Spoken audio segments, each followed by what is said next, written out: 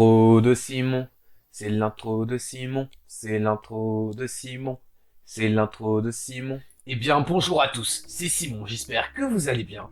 Et aujourd'hui, on se retrouve pour une nouvelle vidéo. Tous ensemble, nous allons re-explorer l'iceberg. Pour cette partie 2, j'aborderai des sujets plus sombres que la dernière fois, mais aussi plus bienveillants, parce que je me suis dit qu'il fallait aussi montrer la bonne facette des élèves de cette école. Eh bien, par où commencer? Cela me paraît plutôt logique. Allons à la surface de l'iceberg. Croyez-vous aux forces surnaturelles? Eh bien, croyez-moi, vous devriez. Divinité et démons règnent à Saint-Luc. En effet.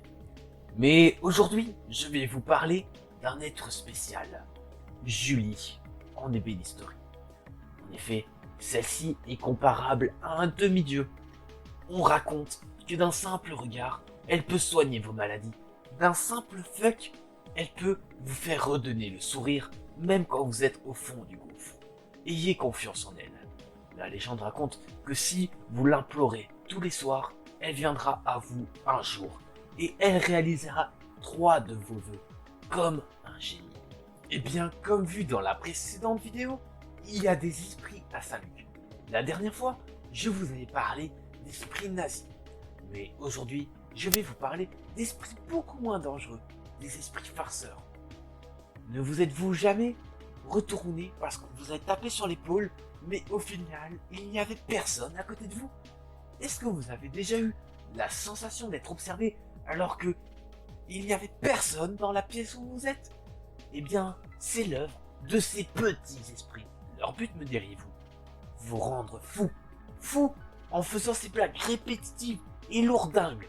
Mais croyez-moi, restez fort. Vous pouvez les combattre. En effet, chanter une comptine d'enfants vous aidera. Exemple. Les papas pingouins, les papas pingouins, les papas pingouins, les papas pingouins s'ennuient sur sa banquise. Eh bien, je crois que nous en avons assez eu. Et nous pouvons passer sous la surface de l'iceberg. La magie. Elle fait rêver petits et grands. Mais est-ce que vous saviez que Saint-Luc comportait dans ses rangs de nombreux magiciens? En plus, ceci ne se cache pas très bien. En effet, on appelle Saint-Luc aussi Poudlard. Vous allez me dire, oui, mais c'est à cause de son architecture qui fait penser à cette fameuse école de magie. Détrompez-vous, cela n'a rien à voir. Saint-Luc est l'anagramme presque parfait de Harry Potter. Mais vous croyez que c'est la seule preuve que j'ai? Pas du tout. Si vous avez bien remarqué, ces derniers temps, il y avait des affiches dans l'école pour un spectacle sur des dragons. Des dragons, sérieusement. Ils pensaient nous cacher que la magie existe en mettant un spectacle sur des dragons? Non mais, on va où? Ma théorie, c'est que ce spectacle est là pour que si on croise un dragon, on se dise bah normal, c'est pour un spectacle, alors qu'on sait tous qu'ils existent vraiment et que leur domaine de résidence est l'école de Saint-Luc. Eh bien, pour la suite de la vidéo, je devais vous faire une confession. Ceci est ma voix normale. La voix que vous entendez depuis le début, et la voix dans la partie 1, c'est aussi techniquement ma voix, mais que je modifie afin de mieux coller à l'univers de mes vidéos et de l'iceberg. Je souhaite à ajouter une certaine tension dans mes histoires. C'est comme un personnage que je me crée. Un faux moi, si vous voulez. Cependant, même si ce n'est pas ma vraie voix, sachez que toutes les histoires que je raconte sont à 100% vraies. En effet, pour vous raconter les histoires, il me faut des preuves, des récits, des témoignages. Je me base donc sur des faits. Je fais mes enquêtes, qui peuvent parfois durer pendant de longues semaines. Sachez donc que ce que je vous dis n'est pas à but humoristique, mais bien informatif. Ce n'est pas à prendre à la légère. Enfin bref, je vous souhaite une bonne suite dans la vidéo, et ciao! Nous sommes maintenant prêts à plonger dans les profondeurs de l'iceberg. Suivez-moi. Je vais maintenant vous parler d'une éducatrice connue de toutes. On dit que plus le temps passe, plus sa rage monte. Et plus sa rage monte, plus elle rajeunit. C'est un cercle vicieux. Elle ne quittera jamais cette école. On ne peut même pas prononcer son nom. On m'a dit que si je prononçais son nom, j'allais m'attiser ses foudres, et qu'à mon retour à l'école, tout ne sera plus que destruction et chaos. Je vais redoubler, les profs vont me détester, je vais perdre tous mes amis. Elle est incapable de vous maudire sur des générations entières. Méfiez-vous d'elle, et surtout, ne prononcez jamais son nom. Il y a des couloirs secrets sous Saint-Luc. Ça, beaucoup de gens le savent. Et si c'était juste ça, mon anecdote, je l'aurais placé juste sous la surface. Mais je vais vous parler de quelque chose de bien plus étrange. En effet, dans ces grottes, dans ces couloirs, se cache un clan. Le clan des nains, réunissant toutes les plus petites personnes de cette école. Pourquoi eux? Car c'est les seuls à pouvoir se faufiler parmi les couloirs sombres et étroits sous Saint-Luc. Parmi leurs rangs, on peut compter Nicolas, leur chef. Il aspire à de grandes choses. Son but, trouver la gemme qui leur permettra de grandir. Clarence, le bras droit du roi. Elle serait prête à tout, même à tuer pour arriver à ses fins. Zach, et oui, le même Skinwalker que dans la dernière vidéo. À votre avis, à quoi pourrait-il servir? Aller chercher des informations? Non, il sait pas faire ça. Il est nul, je vous rappelle. C'est le bouffon du roi. Il est là pour amuser la galerie. Mais bon, on va pas se mentir, il est pas très efficace. C'était le clan des nains.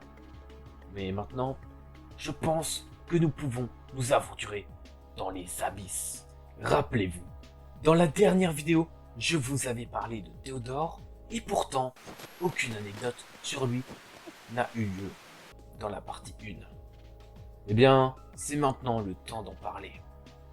Je l'avais présenté comme l'homme aux 1000 visages. Mais pourquoi est-ce que j'avais dit ça? Eh bien, quand Théodore arrive dans une nouvelle école, il choisit une cible. Son but, se rapprocher d'elle. Gagner sa confiance jusqu'à ce qu'il puisse l'inviter chez lui. Une fois arrivé chez Théodore, il vous emmènera dans sa forge. Là, il vous tuera et prendra votre visage pour en faire un masque. Une fois ce masque obtenu, il le mettra et se fera passer pour vous dans l'école. Il infiltrera votre famille afin de pouvoir tuer encore plus de personnes et recommencer le cycle encore et encore, toujours avec plus de personnes. Une fois qu'il se sent en danger, il va trouver un innocent dans la rue, prendre son visage et intégrer une nouvelle école. Ainsi, Théodore change souvent de nom, mais aussi et surtout de visage afin de s'intégrer dans de nouveaux groupes, tuer plus de personnes. Cependant, même moi, je n'arrive pas à comprendre exactement pourquoi il fait cela. Est-ce qu'il est juste fou? Est-ce que c'est par pur plaisir? Est-ce qu'il lui est arrivé quelque chose dans sa vie qui pourrait justifier cela?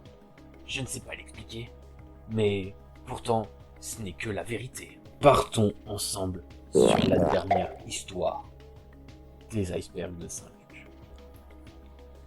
J'ai été choqué en apprenant cela. Dans la première partie, je vous avais parlé de Swazik, qui imitait les gens. Mais je m'étais trompé sur toute la ligne.